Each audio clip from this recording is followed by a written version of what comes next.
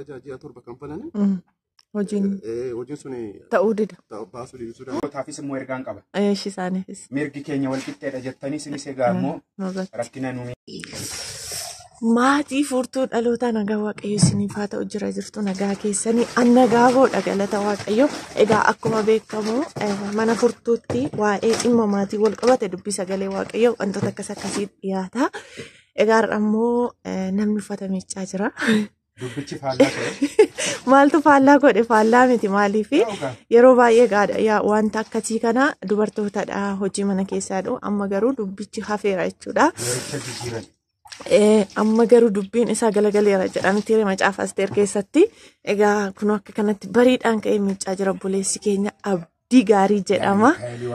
Abdii istimati maal jettaa? Maalin jedha galaadha kun uffata aadaa Oromooti. Gaafa sanbataa cidha ture. Ittiin kan dabarsinedha sumaan uffatichas beeksisuu dandeenya jechaadha. Kan aadaa eessaati? Dubbii qabanne. Jechuun egaa uffanni aadaa Oromiyaa keessatti aadolee biyyoota garaagaraa akkuma jiru bakki garaagaraa akka jiru gosni aadaa kasii garaagaraadha waan ta'eef jechuudha. Oromiyaan tokko garuu immoo gosa aadaa adda addaatu jira. Isa keessaa gaatoon ibsitee nuti tola ture. Oromiyaan bal'oo waan taateef haafuu jedhee jira.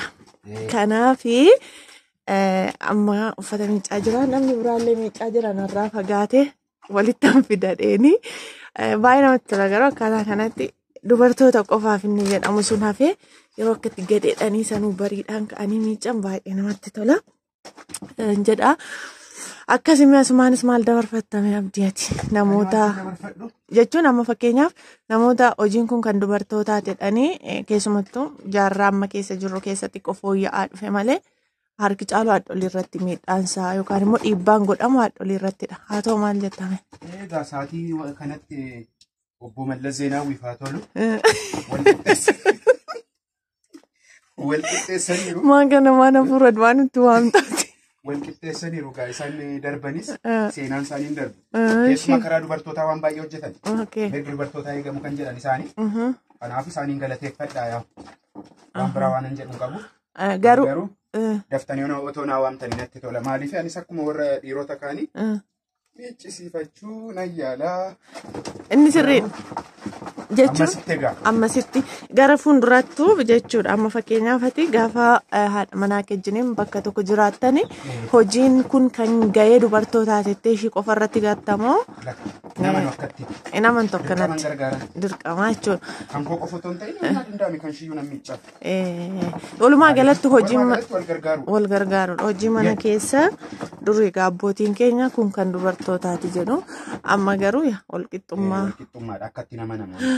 Warra akkatti amantan warra dhiironni. Eeyyee isaaniif ergaa akkamii qaba? Jechuun warri dubarootaafis immoo ergaan qaba. Eeshi isaaniifis. Mirgi keenya wal qixxeedha jettanii sinis egaa immoo rakkina nuumina. Dhiibbaa nurraan hin ga'iina jechaa jira. Mirgi keessan gaafa eegamu bitaan keenya immoo nuuf eegamu. Akka kanattidha. Kanuman jechuu barbaada egaa otoo dhuftanii na gargaartanii natti tola. Garuu gaa maal godhu gaa? Maal godhu gaa maa miti? Haa ta'u garuu. Kanaaf garuu gaa baay'ee namatti tola bariidhaan ka'eetu miiccaa jira. Baay'ee na ajaa'ibsiifadhee akkaataa kanatti wal gargaaru jechuun salphaa miti. Kanaaf egaa obboloonni keenya dhiiraa hojiin yookaan immoo dalagaan kun kan shamarran yookaan dubartoota qofa laallata warra jettanii fi dhugaa dubbachuuf taanaan abdii xiqqoo hojii mana keessaa illee sirriitti hin dandeessan. Maal gaaffii qaba? Dhugaa hojii. Kirimee kan qaba yaa Uraayeli. Hojii mana keessa jechuun hojii mana keessatti hojjetamu cireen hojjetu dhugaa dubbachuuf taanaani sheef abdiitoo jennee irraatii hin saalfachiisu jechuudha. Kanaaf obboloonni kaanis sirriitti wantoota akkasii kana hojjedhaa.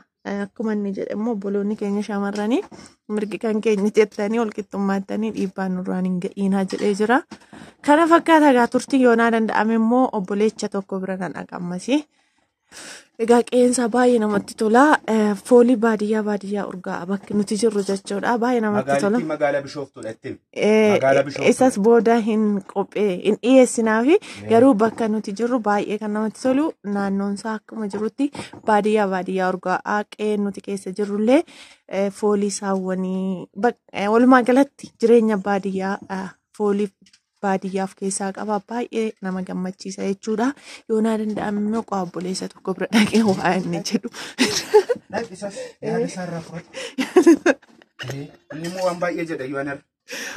Furtuu dhalootaa kun ammoo deebi'een jira. Har'a guyyichi guyyaa itti uffanni miicamudha jechuudha. Akkuma kana immoo kan miican immoo obboleewwan keenya irra dhiiraati jechuudha. Akkuma dura isinitti miiqeen argitanii baay'ee namatti tola. Saawwan jiru. Baay'ee tokko jechuun jireenya baadiyyaa urgaa'in magaalaa keessaa ta'uyyuu malee qe'ee baay'ee namatti toludha. Amma immoo obboleessa keenya tokko Boonsaa Sarbeessaa kan jedhamudha. Obbo mo obboleessa dho. Obboleessa. Waaqayyo yaada. Eetu yaada akkamii qabdame abdiin dura yaada bareedaa nuu kaasaa ture. Uffata miicaa jirta. Kana jechuun immoo egaa hojii addaan otoo hin qoodiin kun kan koo kun kan shamarranii otoo hin jedhiin hojjechaa jirta. Mee yaada akkamii qabda dubbadhu. Yeroon kan keeti. Yaada maalaan qabare. Miicaan jira. Kan sini bocuudha qoosaa isaa danda'amee biran taa'amu. Dhugaadha. Kanaafuu. Dhugaadha maal seete? Lubbu abbaan gattee waareen keessa dhume dhiire. Miicannee. Waan qabnullee yoo bituu dadhabne miicannee bareeffanne. Garuu maal jedhama ishiin kun? Ishiin kun meeqa akka galtan? Ishiin kun baay'ee dabaltee jirti. Kan si dhibu keessaa jechuudha. Dur kun naannoo birrii 20 kan ture amma birrii 55. 55 waaqayyoo faa galatu nagaadha. 55. Garuu. Miicannee qulloofne. Jireenyi baay'ee dabaleera walumaa galatti. Inni gaaffii hin qabu. Dachaa dabaleera waggoota lamaan dura kan ani beeku kun akkana hin turre jechuudha. Yeroo sana yeroo ani beeku 30 moo 25 saamunaan kun jechuudha. Har'a garuu 55 dabalus danda'a jechuudha. Kanaaf jireenyi ulfaataadha. Jireenyi ulfaataadha garuu hunduma nu dandeessu waaqayyoo faa galatu har'a geenya irra. Injiraatama akkuma kana ta'e jiraatamaa jira. Kanaafuu sin jedhama kana hojii irratti dhugaa dubbachuudhaaf dhiiraa dubartiin qabu hojii. Inni guddaa walii galuudha. Itti dabalee immoo amma fakkeenyaaf nullee amma huccuu miiccachuu maal kanarratti jechuun of gatuu hin qabdu beekte miiccattee amma tokko waan qabdullee miiccatte jajjabeessitee bahuudha malee akkasi. Yaadan nuuf kaasee argitanii jirtu. Egaa yeroo baay'ee immoo obboloonni keenya biyya ambaa keessa jirtan jireenya akka miidiyaa irrattis argamee sodaatamus miti. Inuma jiraatama jechuudha. Hin jiraatama dhugaa dubbachuuf taanaan yeroo achitti dhaga'amuu fi yeroo keessatti akkana dhufan immoo tokko miti. Maaliif iddoo sana yeroo teenyu baay'ee dhiphina guddaaf keessaa qaba. Haa ta'u malee waaqayyoo faa galata akkuma obboleessi keenya jedhee waan hin dandeenye waaqayyo nama hin baachisu. Inuma jiraatamaa jira. Egaa kun akkasitti har'aa guyyaa qulqullinaati miicaa jiru baay'ee namatti tolu. Kana fakkaatan dhumarratti oomee Boonsaa keenya dhaamsa obboloota keenya shamarran biyya ambaa jiraniif maal qabda? Jechuun ijoolleen baay'ee amma hin sodaatu fa'aa jechuun jireenyi baay'ee dabaleera yoo waan akkasii galuullee too fedhii qabanii waggaa tokko waan manaa dabaladha jedhamee walii galatti namni kaayyoo mataasaa karoora isaa qaba.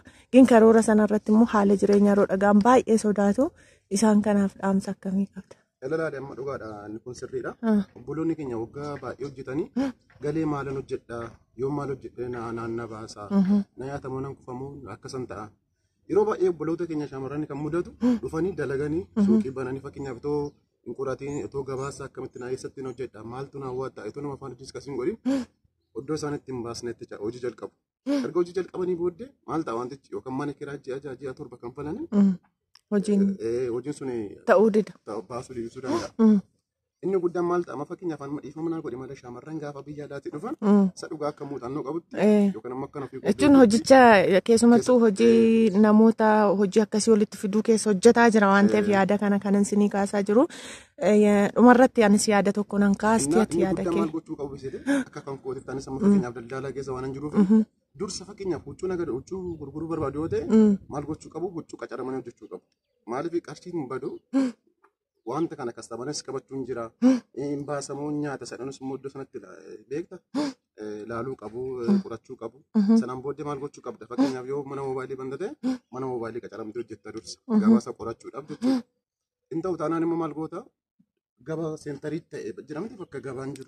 Walii gala gabaa. Bakka namoonni wal qaqqabu gabaan baay'atutti naannoo sanarratti waan akkasii hojjechuudha malee har'a dhufeedhaaf callistee waan adda addaa bante Inni kun isaan miidha beektu dura gabaa qorachuun dirqamadha isa jedhuuf kaasishii kan guddaa galatoomi yaada bareedaadhaan nuuf firee jira yeroo baay'ee birriin nu harka jiru waan umuun seenuu qacaramne hojjechuufis nutti ulfaata irra caalaatti immoo rakkoon keenya obboloonni biyya alaa dharoo dhufanii irra caalaan isaanii mana nyaataadha kan hojjechuu fedhan jechuudha manni nyaataa immoo akkuma argitu baay'eedha wanta adda ta'e tokko jechuun naannoo sanatti kan argamu keessa waan hin jirre wanta adda ta'e keessaa kan ba'e tokko faasoo hojjetanii bu'aa qabeessa ta'u jedhee yaada akkuma obboleessi keenya boonsaan jedhetti immoo gorsa guddaa nuuf dabarsee jira osoon eegaliin dura muuxannoo fudhachuudhaa fi qacaramanii hojjechuun dhugaadha kun yaada tasuma yaadeen beekne dubbattee waaqessaa eebbisu kanaaf kana argattanii jirtu gorsa kanaa yeroo biraas dhimma biraadhaan immoo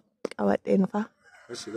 Galatoomiyatillee kana fakkaata maatiif furtuu dhaloota miidiyaa for gaajabaadha gorsi xiqqoo hin qabdu foon baay'atee farreetti hin fedhan immoo maal jedha oromoon yeroo mammaaku gorsi xiqqoo hin qabdu yoo hojiirra oolchine kunumtuu yaada bareeda jedhee yaada yeroo biraa immoo emmuma kanaan kan wal qabate gara magaalaatti illee ol baanee jechuudha wantoota haalota jiru isiniif finnee dhufna isaanuma abdii fi boonsaa wajjin jechuudha nagaan tura. Atilee galatoomi.